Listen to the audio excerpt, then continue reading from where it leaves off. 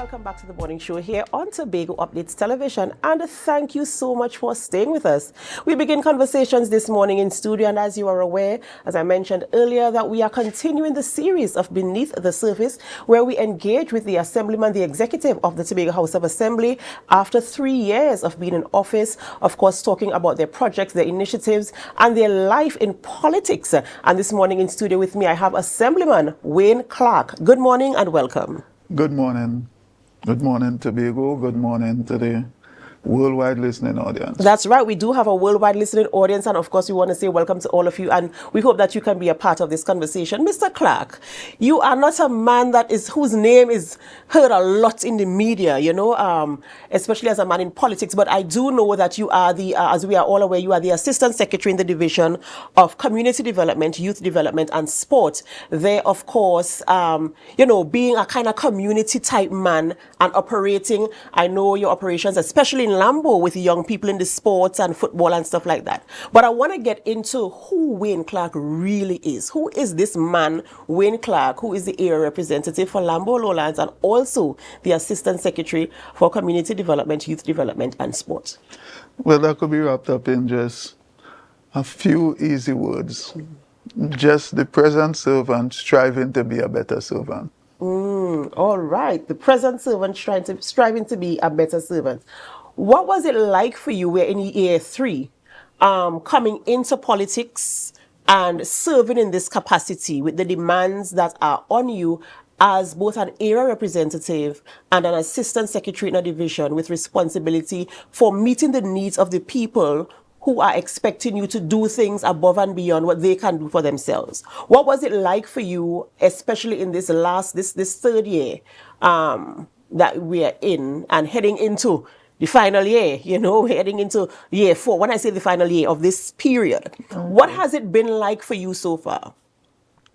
Well, nothing out of the ordinary, nothing that you didn't expect, nothing that, people would always have needs sometimes. You're not sure if it's needs or wants, but people would always have their desires. And you as the sitting person, there's a lot of expectation on you, but even with the expectation, you got to continue being realistic. You got to continue being truthful to the people, and you got to let them know that sometimes not now is also an answer, or it can't be done now. Right.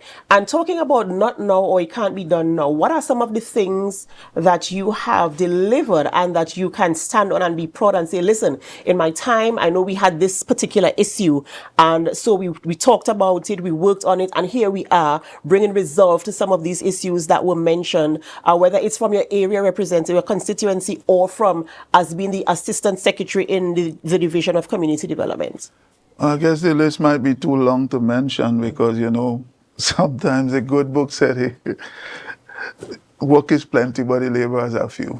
And from the area representative perspective, you come into a situation where Lambo Lowlands, it's not just Lambo Lowlands, it also entails Combie, a part of Signal Hill, and Canaan. Boundary is actually at Bonaccord School on the left. But community-wise, the main thing we have as a problem is the drainage and flooding and all that. It's just a whole heap. And we try, as area representative, you try to be there with and for the people. Try to be honest with them. Sometimes you tell them, well, I hear you, I understand the need, but this cannot be addressed immediately as we speak, as you will like it to. But I think we have made significant strides in terms of the community centers. We got into office, Lowland Center was, shut down for a while. And we were able to reopen that center late last year. That's one of the things. We are even looking into the possibility right now in Lowlands of there's a little piece of property behind the center that we're going to try to develop for the residents to actually play. It wouldn't be a full-size playing field, but we're actually in talks with WASA so that we could get together with them, because some of the lands belong to WASA, that we could have a fair-sized playing field, that WASA also has a sports club, so they could use it, so a sort of partnership. In the Lambo area, we have a lot of situations where the main thing for this term, I think, would be the situation with the oil spill. That was a whole mountain of trouble, bigger than you could ever think. But I think the press conference that the chief secretary, myself and the other people in the oil spill committee and so did last week would have shed a lot of light on that. And I think the fishermen themselves are actually understanding for what it is now. Other than that, I stay connected with the schools in the district. I work with them, because even before I got into politics, I used to volunteer at those schools. So that didn't change. It wouldn't be at the same level because time is of the factor now, but we stay in communication and try to render as much support as possible. And, you just sort of stay with the community, even though you cannot do everything, because you could never give everything that is requested of you. But you could be there and let them know that, I'm here with you. This is not possible now. We're going to work on this. We're going to try to see how close we could get to deliver in some of the instances. But being truthful, it's never all that you could deliver. I know that there are challenges and there are things that will restrict and limitations based on resources and including time. And I know you've mentioned that you have had to tell your constituents, like, this cannot happen now, but there's a time that it would happen. What are some of the things you were able, outside of the community center in Lowlands, you were able to actually deliver and say, okay, there we are, we had this issue, and now we've resolved this and we have this now? Well, outside of functioning, I should say, like in the office as the area representative, I think one of my biggest accomplishments is that I have a volunteer group. It may sound strange, but I have a volunteer group that we out in the community every week, every Sunday morning, where people give off their time, and we go out there and do the things that, because the government could never do everything. We go out there, we clean the streets, we do the work by the bins, we do the work in, clear some drains, clean the streets, clean up around the churches, and, we just out in the community doing the things that, because the government could never do everything. We try to fit in that aspect. As the area representative, I continue to work with the youth groups, the sporting groups, and just be there because there's a lot of problems where the groups are concerned in the community.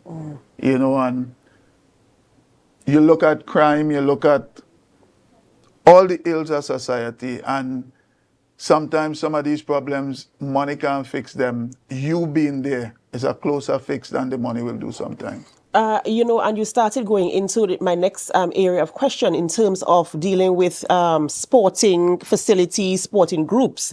At your capacity as Assistant Secretary in that division, Community Development, Youth Development and Sport, what are some of the sporting support that you've given in terms of whether it is facilities, upgrading facilities, enhancing facilities, or support to sporting groups that might have to travel outside of Tobago or represent Tobago, providing them with any type of aid? What were you able to deliver in those areas?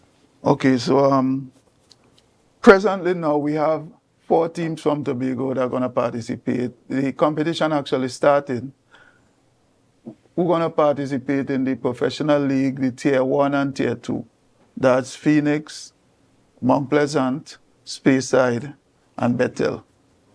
We were successful in approving. They will start having their monies. Phoenix will start this week, and the others will follow. But we would have approved over close to $1 million for the next 2 years with these teams. Phoenix going to have receive $200,000, and those in the lower tier will receive $100,000 per year for the next 2 years, right? We look at athletics, we look at football, football, like ladies football, we continue to support the ladies who have to travel to Trinidad ever so often for national training. Some of the other groups continue to try to help them or let them understand that there's a process, right? Sometimes people are a little anxious, they come to you, they forget the process that has to be followed. When you get selected on a national team, the national body usually takes over. Leading up to that, going to trials, the Tobago House of Assembly takes charge of that. So they pay your airfare, and the other things could be negotiated, but they get you to training and back. But there's a process that the athletes have to have a letter from the organization stating that you were selected to go on trials, and bringing that to the Tobago House of Assembly, they take over from there. It's not always smooth because sometimes people don't have you start traveling, you ask them about this, you gotta have something from the body to come to the assembly to get the funding. And they tell you sometimes, well, we didn't know, or we didn't get it yet, or we have to hold on. But the same people who are very up to date with you to get that money, sometimes I think they forget that you also have to account for that money, and the process has to be followed. But we continue to try to be there for the athletes, to try to support them as much as possible. Even the younger ones with the Carifta Games, we had this initiative that, since I came into office, and it's one of the proud things that we do, that wherever the Carifta Games is, once it's out of the country, we support to the tune of actually taking a parent from each child from Tobago that make the team to the games. We did it in Jamaica, Bahamas, and Grenada last year. All right. And we want to talk a little bit now about facilities, upgrades, maintenance, repairs. What are some of the facilities you were able to deliver, or at least to start work on in this period? We actually, the Black Rock Beach facility will always stand out as the flagship of this term where the Division of Sport is concerned. That's where we hosted the certain aspects of the Commonwealth Games, the beach volleyball. We also had beach football playing thereafter. As a matter of fact, right now, there's a request in, and which will be permitted. The national team is requesting to have the training session there to actually move their business to Tobago, because it's one of the only ones in the Caribbean at that level. So, the permission will be granted. Apart from the Black Rock facility, we also started and completed the lighting work on the Patience Hill Recreation Ground, also the Patience Hill Hard Court. We are going to start in the next week or so on the Louisdor Recreation Ground, the lighting aspect of that. We also completing works on the Speyside Pavilion. We're going to start in a week or two on the Plymouth Pavilion. We have 4 hard courts right now that's in the advanced stage of redoing the surface, redoing the fencing, the lighting. That's WIM. And I mention WIM first because sometimes some people have this thought process that because WIM is represented by an opposition politician, that they will be on the back burner. They are not. The WIM court is under works right now. We also have WIM Speyside, Montgomery. Those are the courts that are under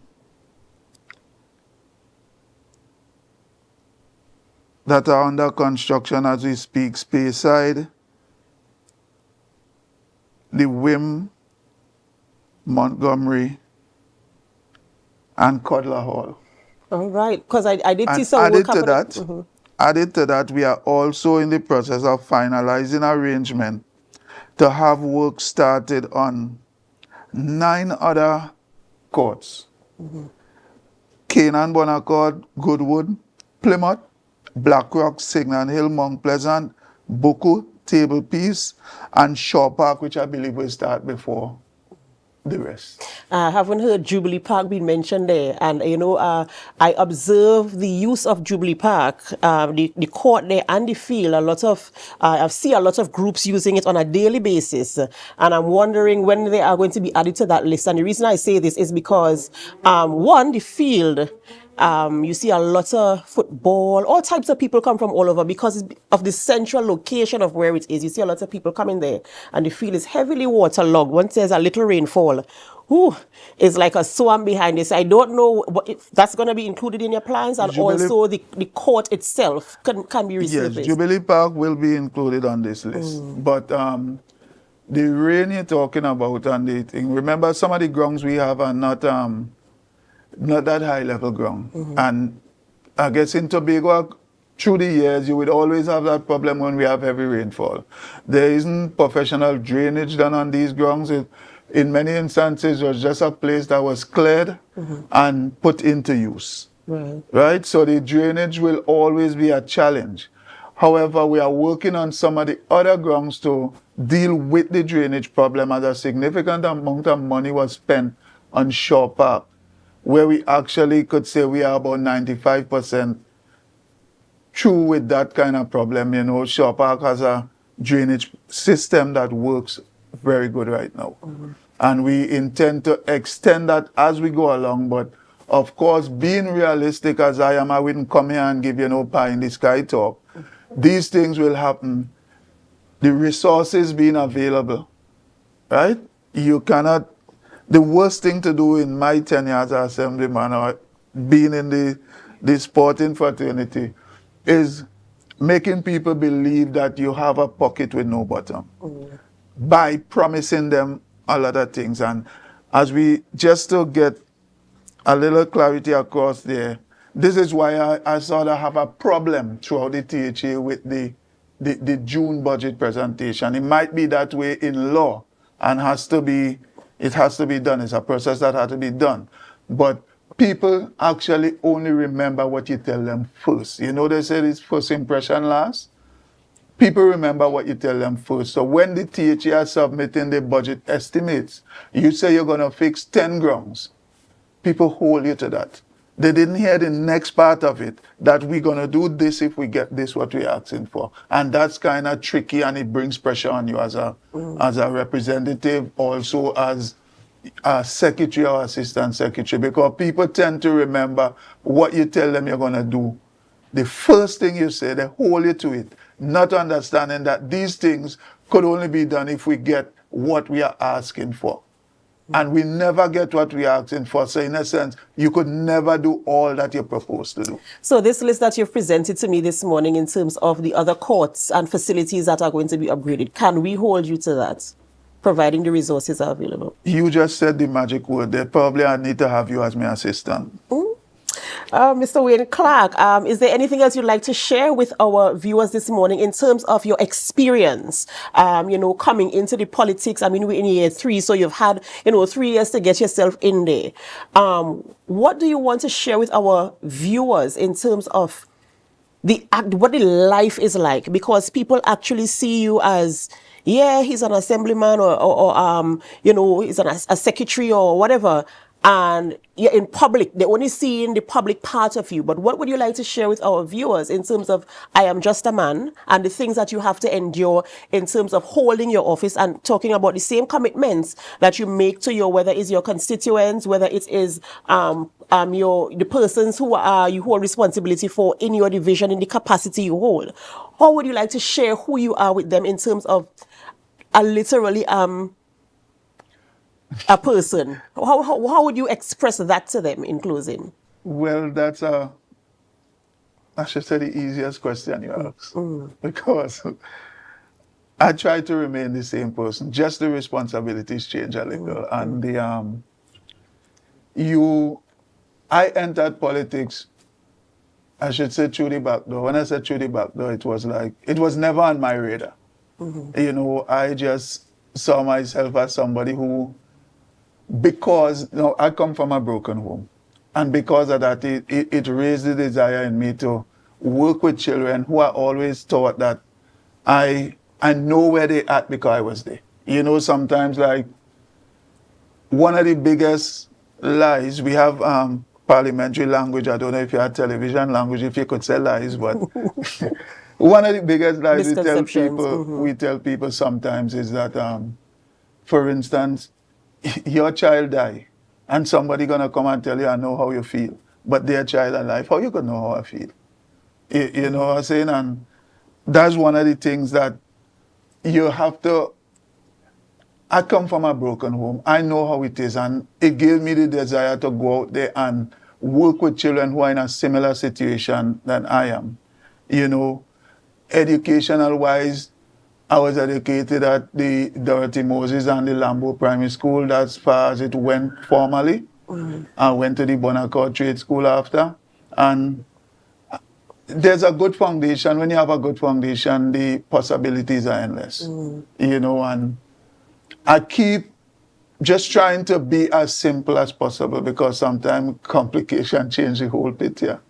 I just keep trying to be as simple as possible, try to be there, try to understand that, you know, upon winning an election, 1,001 things going to run through your mind. But the rough reality is that it wasn't a promotion. It was a promotion, if you want to call it that, to serve. You know, the good book says that he that is greatest among you shall be the servant. So it's a tricky thing that you could get twisted at times, thinking that you are elevated to this place where, you know, it's different. No, it's just you're elevated, but you're elevated to the ground to stay there and to serve. Stay with the people, be with the people. Try to, you know, comfort them with the truth. One of the things I want to share with Tobago is that there are a lot of complaints you will hear from time to time. I know you will hear it too on the ground about some of the sporting facilities and how it's been maintained. One of our rough realities is that, unknowing to a lot of people, all these facilities have a team of workers working there who actually fall down on the job a lot of times. And it's one of the problems. Any realistic thinking Tobagoan, any truthful Tobagoan will admit that we have a problem with productivity. It's a real problem. You know, we are at 7:31 now, and if you go to any one of these grounds, probably if you're a drinker, I'll buy a drink for you if you're going to find a worker there now. And that's our challenge, and that's what we've been grappling with. If that, I have to single out one problem that we've been fighting with for these 3 years. I think that will be right at the top of the list, to have people to understand, yes, the government is there, but you have a duty to play also. And that's the biggest problem we keep having. The workers not producing what and how they should. Mr. Clarke, in closing, right, I want to ask you this very, very important question. It's in two parts. One, what are you looking forward to in this 4th year? And two, are you presenting yourself for re-election in the upcoming THA elections? Well, you know, in politics, there is a lot. And a lot could change in a week. I think the biggest lesson for politicians is Palm Sunday and Good Friday. You know that one particular person was hailed as a king on Palm Sunday, and 5 days later, that same person was nailed and crucified on the cross by the same people.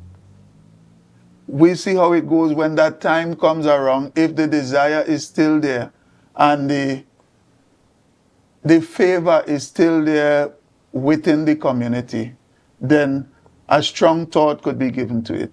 You know, we always have to be living in politics like this day, enjoy this day, it could be your last day. Nobody knows what will happen. But I would never lose the desire to serve. It will never go away, because even it was there before politics and it will be there after politics. So in that part, nothing will change. I would always be there. I would always be trying to serve. Okay. What was the next part? What are you looking forward to the most in this last year? I'm looking forward to working with people, have them understand from a wider level that the government is placed there, yes, to do things, but the government cannot do everything. I'm looking forward to people understanding that. And don't care where you are, once you are a citizen of Tobago, once you are a citizen of Trinidad and Tobago, there is a role for you to play in order to make that dream complete. I'm looking forward to people who are employed doing what you were employed to do. Because if you don't deliver, in essence, we can't deliver.